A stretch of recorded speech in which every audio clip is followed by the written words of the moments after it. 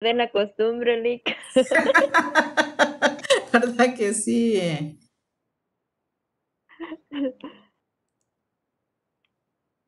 Bueno, entonces vamos a iniciar la clase. Me gustaría que antes de que iniciemos, yo quisiera que me dieran una definición, no definición, sino que describieran lo que para ustedes es la Declaración de los Derechos del Hombre y del Ciudadano, porque les he estado mandando el material para que al menos lean un poquito y aquí en la clase que a veces se habla rápido porque se va a terminar el tiempo, es poquito el contenido y es bueno que empiecen a participar para ver qué se le entiende o a veces uno pregunta si hay alguna duda, nadie dice, no se sabe si a la larga está claro o no se le entendió nada, pero yo creo que hasta el momento, pues en lo que vamos, yo he sentido que ha estado pues bien claro, he tratado de tener el material listo para empezar, mandárselos antes, las diapositivas he tratado también las maneras de darlas, el contenido más claro para que no haya tanto problema y no se confundan ustedes, porque a la larga de todo esto trae a la misma definición todo lo que estamos viendo en cuanto a derechos humanos. Entonces, dejo el uso de la palabra a los que quieran opinar en cuanto al tema o también respeto si no hubo tiempo para leer. Ya, ¿Qué manda? sería tan amable de mandarme otra vez los archivos. Es que fíjese que mi teléfono se ha estado arruinando y así y he estado cambiando mi WhatsApp de mi teléfono al de mi papá y se me borran todos los Va, documentos. pero quiere que se los mande a su teléfono. Sí, hágame favor, ahorita estoy en Va, la compu. va. Aquí se Si me quieres tarda te más. lo mando yo. Hágame favor, Por favor, entonces, Snyder. Se lo agradezco mucho. Y también, gracias. disculpe, Claudia, le mando a su otro teléfono los links o está bien en ese teléfono. Ligda, buenas noches. Ya lo reenvié, gracias. Va, disculpe, hoy sí se me olvidó, Claudia, pero siempre en un mensajito mientras Jocelyn la agrega al grupo, porque ella ni se ha estado conectando, yo creo que por falta de señal no lo ha hecho, Claudia. Vaya, está bien, Ligda. Yo le comunico. Va, y disculpe la otra vez, ahí siempre me acuérdame, Ligda me hace favor a mí de mandarme los links y yo con mucho gusto, Claudia. Vaya, está bien. Gracias, Ligda. Entonces, iniciemos si alguien me hace favor de querer participar. Soy yo. Con mucho gusto, Snyder. Para mí la Declaración Universal de los Derechos del Hombre y el Ciudadano son la base para el reconocimiento de la dignidad de las personas, así como la base para la libertad, la justicia y la paz. Eh, de, de los derechos inalienables de todos los miembros de la familia humana.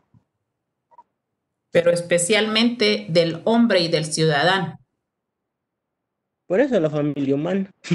Va, le quería decir yo, si usted trató y vamos a ir viendo los artículos, pero si ustedes se dan cuenta, aquí no se trató de la mujer. No hay ningún artículo que trate acerca de la igualdad de la mujer, de los derechos de la mujer. Tampoco esta declaración abolió la esclavitud. Entonces, ¿qué hicieron las mujeres? Reunirse y hacer que se hiciera una declaración también de la mujer, de la Declaración de Derechos de la Mujer como ciudadana, porque en esta declaración el mayor énfasis que se hace solo es del hombre y del ciudadano. Esa era la conclusión que le iba a decir yo, que ha sido criticada esta declaración, que solo se dedica más que todo a la declaración de los derechos del hombre y del ciudadano. De hecho, en esa época en que se dio a cabo esta declaración, en muchos de los países, por ejemplo Guatemala, no se le reconocía a la mujer como ciudadana, no tenía el derecho a votar, Exacto. ni tenía derecho a optar a cargos públicos, mucho menos a dar una opinión. Así es, Snyder. Y se reconoció cuando fue el presidente Juan José Arévalo Bermejo, que le permitió ya el derecho, ya incorporó un poco a la igualdad a la mujer, que ya podía participar en la sociedad con el hecho de ir a emitir su voto. ¿Alguien más?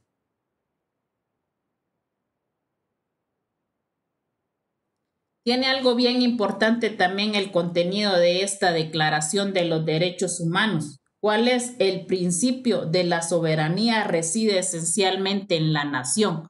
¿Qué quiere decir eso, Madeline?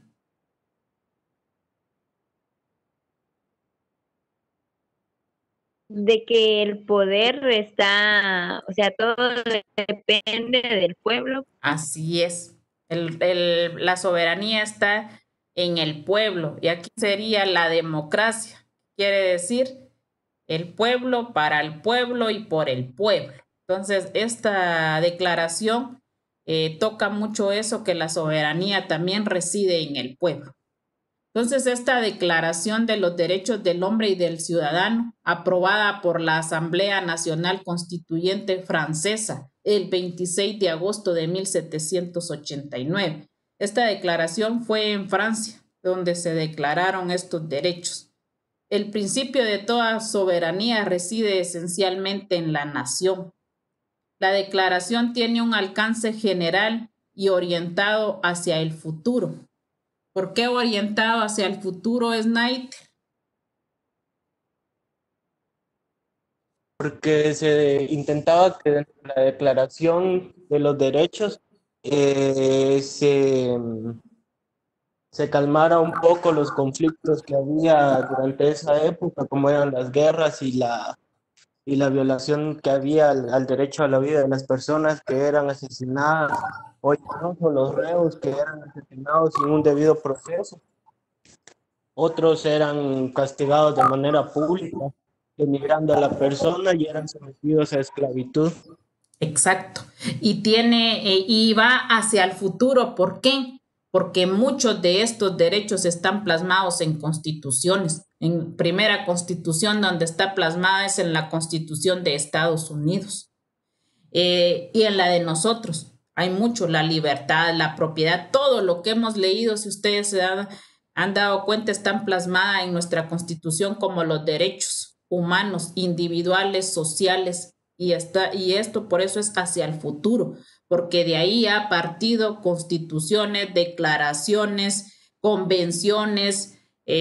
Por ejemplo, la otra semana en la siguiente clase vamos a ver la Declaración Americana de los Derechos y Deberes del Hombre, la Organización de Estados Americanos. Por eso esta declaración va más allá hacia el futuro. Los derechos naturales e imprescindibles del hombre, que son anteriores a los poderes establecidos y son considerados como aplicables en cualquier lugar y en cualquier época. La libertad, la propiedad, la seguridad, la resistencia a la opresión. Quiere decir que estos han sido implantados en cualquier lugar y en cualquier época. Quiere decir que hasta nuestros días estos derechos prevalecen y son respetados, tanto nacionalmente como internacionalmente.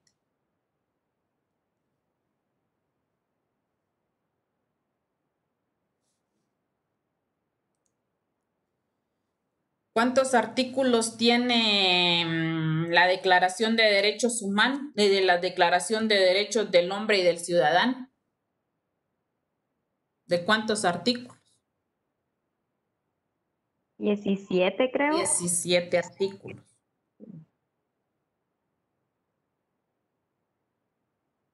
El primer artículo dice, léalo, Madeline.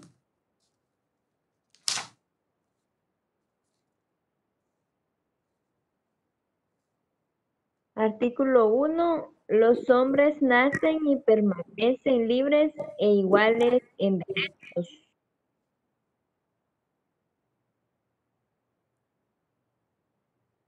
Las distinciones sociales solo pueden fundarse en la utilidad común. ¿Qué quiere decir esto? Entonces, que los hombres nacen libres e iguales en derechos. Lo hemos sido y lo hemos estado viendo desde el principio, que desde que nacen traen los derechos. Entonces, el hombre nace con derechos, crece con derechos, y cuando llega a cumplir los 18 años o la mayoría de edad, contrae obligaciones, deberes, y estos finalizan hasta la muerte. Léase el artículo 4, Nancy. 4 y 5. 8. Artículo 4. La libertad consiste en el poder hacer todo lo que no perjudique a los demás. Por ello, el ejercicio de los derechos naturales de cada hombre tan solo tiene como límites los que garantizan a los demás, miembros de la sociedad, el goce de estos mismos derechos. Tales límites tan solo pueden ser determinados por la ley. El 5 también, licenciada. Sí, por favor. Artículo 5. La ley solo tiene derecho a prohibir los actos perjudiciales para la sociedad. Nada que esté prohibido por la ley puede ser impedido y nadie puede ser obligado a hacer algo que no esté en orden. Por eso, los artículos 4 y 5 intentan definir y suscribir la libertad. Es definida lo que no perjudica a nadie, y solo la ley puede poner límites. Esto está en nuestra Constitución, que quiere decir, y está establecido, y todos lo sabemos, que nadie le puede prohibir a ningún ciudadano hacer lo que la ley no prohíbe. O sea, está en todo su derecho a manifestar libremente y pacíficamente en contra de algo que va en contra de sus principios. En cuanto a los beneficios de la población que no estén de acuerdo, se puede manifestar.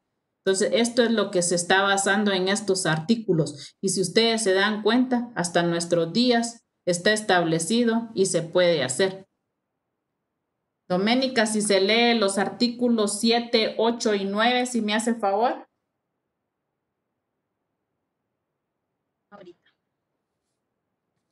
Artículo 7.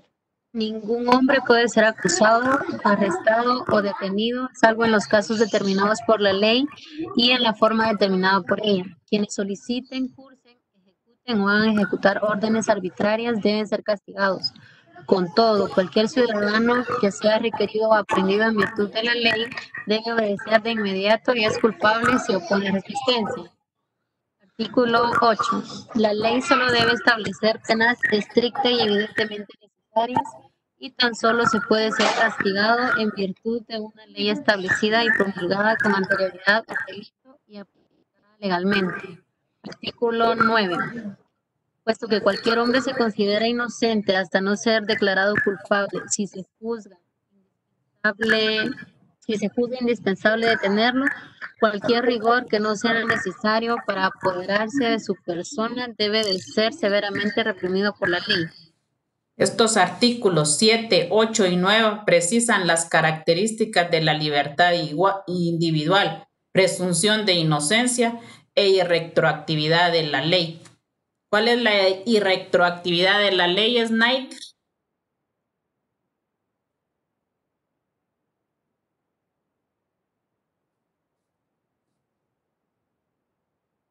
Se puede utilizar una ley anterior, salvo esta favorezca al reo. Muy bien. Y más en materia penal. ¿Y presunción de inocencia, Franklin?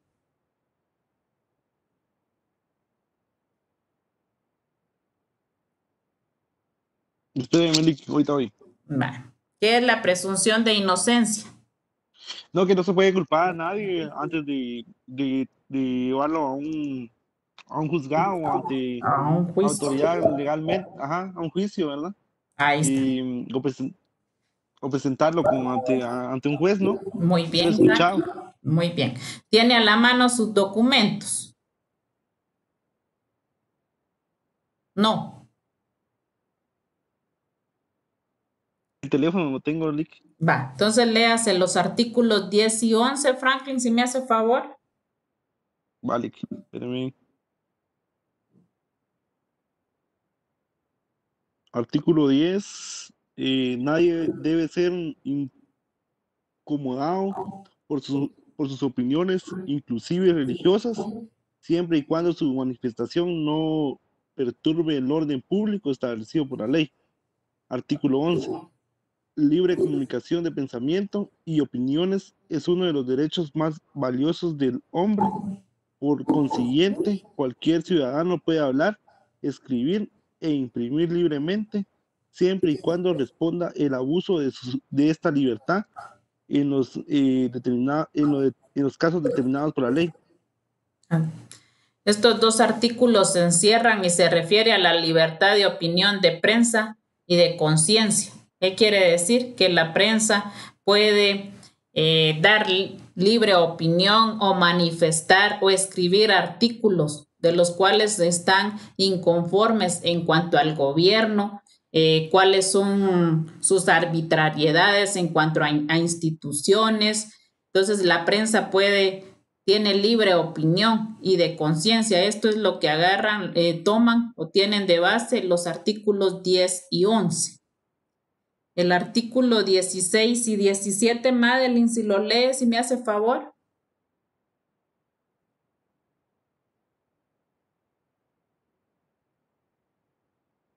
Artículo 16. Una sociedad en la que no esté establecida la garantía de los derechos, determinada la separación de los poderes, carece de constitución. Artículo 17. Por ser la propiedad un derecho inviolable y sagrado, nadie puede ser privado de ella, salvo cuando la necesidad pública legalmente comprobada lo exija de modo evidente y con condición de que haya una justa y previa indemnización. Madeline, ¿por qué dice el artículo 16 que si no hay separación de poderes, no tiene constitución un país? Porque por la separación de poderes es de que hay una mejor administración en un país. ¿Y qué es la separación de poderes? Es por ejemplo, reconoce que es el legislativo, ejecutivo y judicial, ¿verdad? Que cada uno corresponde su rama, por decirlo de cierta forma, y nadie puede, por ejemplo, el ejecutivo no puede intervenir en el sector social y así sucesivamente. Sí, o sea, hemos hablado y les pregunto porque en el curso pasado en teoría del Estado siempre hablamos de la separación de poderes, de los frenos y contrapesos que existe en nuestro país y el cual ningún órgano, ni el ejecutivo ni el legislativo pueden subordinar o estar o influir en el ejecutivo. Por eso hay una separación de poderes. El ejecutivo no puede mandar al legislativo, el judicial no puede hacer las leyes, porque por eso dice hay separación para que el legislativo las cree y el organismo judicial las imponga. Entonces aquí también se da eso de frenos y contrapesos. ¿Para qué? Para que no haya tanto una violación a las funciones de cada organismo o de cada órgano de estos, el legislativo, el ejecutivo y el judicial, que a la larga nos gobierna y que nuestro máximo representante pues es el presidente. Pero esto se da y debe de haber una separación de poderes para que no haya tanto subordinación de funciones, ni que también, y encima de eso, de todos modos, siempre se da que hay mucha corrupción dentro de estos organismos.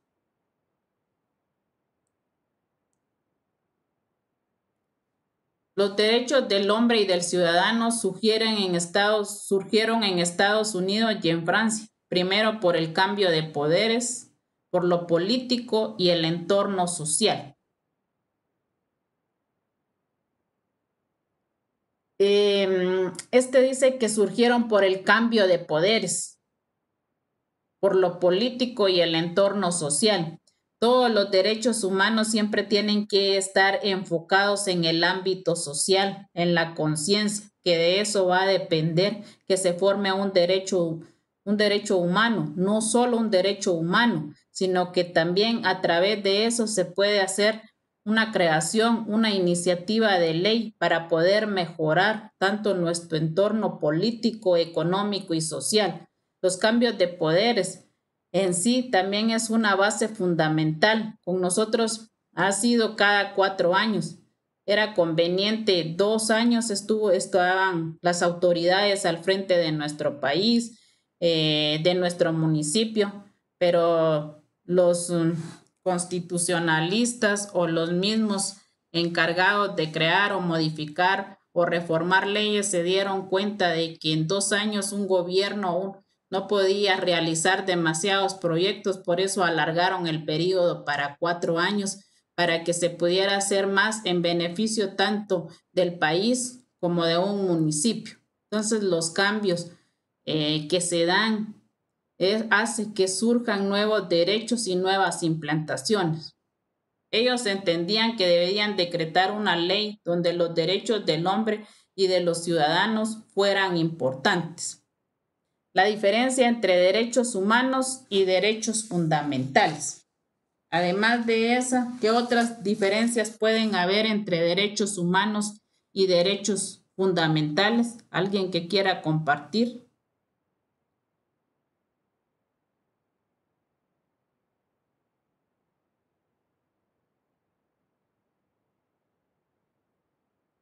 Aquí en la diapositiva dice que los derechos humanos son de carácter universal, porque protegen a todos los individuos, por lo tanto no dependen del Estado y al tener alcance internacional van más allá de lo dispuesto en la Constitución o las leyes de un país, por lo que son de cumplimiento obligatorio.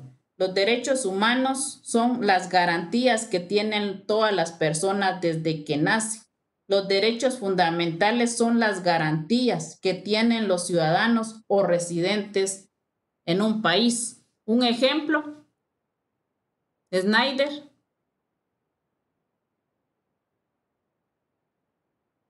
Que me estaba arreglando las orejas. Los cuernos que te pusieron, Snyder. Se les miran No me quedan bonitos. bien los cuernos. ¿Ejemplo de qué? Por ejemplo, los derechos humanos son las garantías que tienen todas las personas desde que nacen y los derechos fundamentales son las garantías que tienen los ciudadanos residentes de un país. Por ejemplo, los derechos humanos los adquirimos desde que nacemos. En cambio, los derechos ciudadanos los obtenemos al convertirnos en ciudadanos. Acá en Guatemala es a los 18 y hay países como Estados Unidos que a los 18 se adquiere ciertos derechos ciudadanos y otros hasta los 21. Por ejemplo, el derecho al voto, el derecho a elegir y ser electo, a participar activamente en política y así. Muy bien. Dice que derechos humanos son la organización de las Naciones Unidas y los derechos fundamentales el Estado. Un ejemplo, Frank.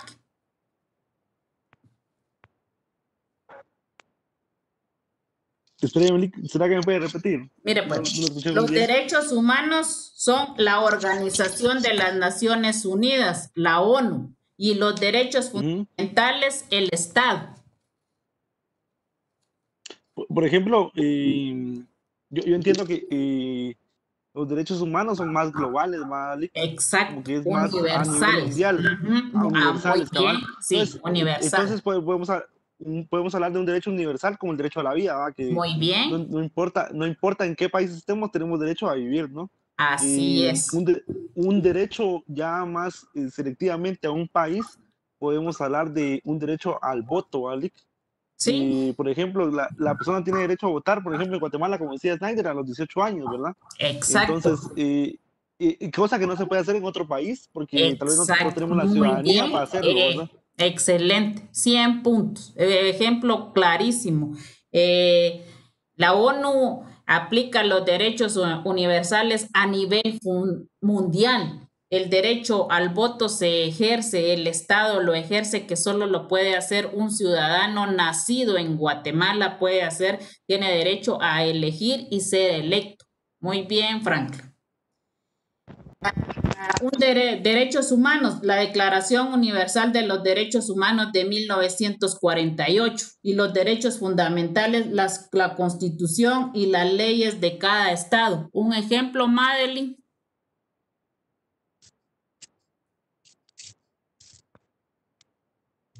Los derechos humanos son la Declaración de los Derechos Humanos de 1948 y un derecho fundamental, la Constitución y las leyes de cada estado.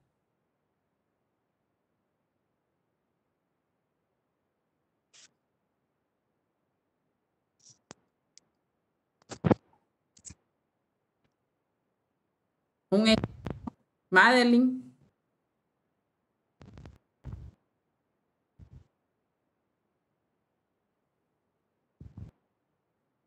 Disculpe, Lick, ¿me puedes repetir? Que los derechos humanos es la Declaración Universal de los Derechos Humanos de 1948 y los derechos fundamentales es la Constitución de un estado y las leyes de cada estado.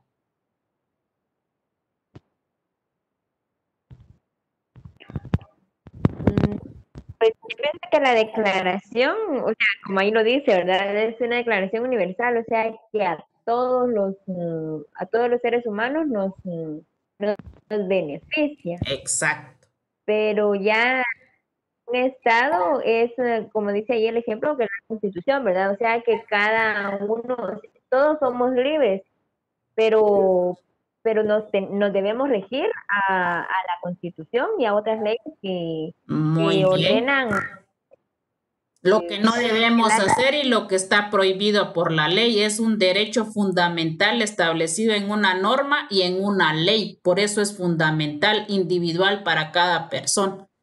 Se nos va a terminar el tiempo, pero sí necesito que ingresemos nuevamente porque la clase la empezamos ya tarde y no se habían incorporado. Solo nos hacen falta ver, creo yo, que otras 2 diapositivas y terminamos con la clase. Estos acuerdos marcaron una ruptura radical con el orden previo al poner fin a la soberanía del monarca sobre sus súbditos y a establecer la igualdad de derechos considerados constitucionales a la naturaleza del hombre. ¿Qué quiere decir? Que la Declaración de los Derechos del Hombre y del Ciudadano rompieron las monarquías, el despotismo, el autoritarismo. ¿Para qué? Para que la soberanía permaneciera en el pueblo y el pueblo eligiera cada uno de sus derechos y estuviera respetado. Tanto Francia como Estados Unidos se constituyen en repúblicas y acuerdan las primeras constituciones modernas que establecen el modelo de democracia parlamentaria representativa, el gobierno de las leyes, la alternancia en el poder y la administración de justicia en base a principios establecidos legalmente en el Parlamento. Esta declaración también impuso que tanto Estados Unidos como Francia tuvieran sus primeras constituciones establecidas en esta declaración. ¿Por qué? Porque radicalmente pusieron la soberanía en el pueblo, que el pueblo tuviera voz y voto en cuanto a la imposición de sus derechos y el contenido de cada constitución, que fuera partícipe el pueblo, ya no el monarca, ya no el rey, ya no la nobleza, sino que en sí incluyeran a todos los colonos pobres y a los que estaban desprotegidos. No aún así, yo les dije que en ningún momento están incluyendo a las mujeres y también no abolieron la esclavitud. Se inició así una nueva era de la civilización occidental que tendría profundas implicaciones para el mundo entero. Claro que sí, no implicaciones, sino que a la larga un gran beneficio para el mundo entero, porque por primera vez se estaban marcando y plasmando derechos para cada individuo, para cada ciudadano, no solo en su nación, en su país, en su estado, sino que a nivel mundial, nacional, universal, en cual podían implementar y tener derechos. La Declaración de Derechos del Hombre francesa legitima la desigualdad al fundamentar la legitimidad de las distinciones sociales en la utilidad común. ¿Qué quiere decir? Que esto fundamental era tener el fin común, como satisfacer las necesidades y derechos de cada individuo que perteneciera a una ciudad y fuera protegido para que no fueran violentados sus derechos.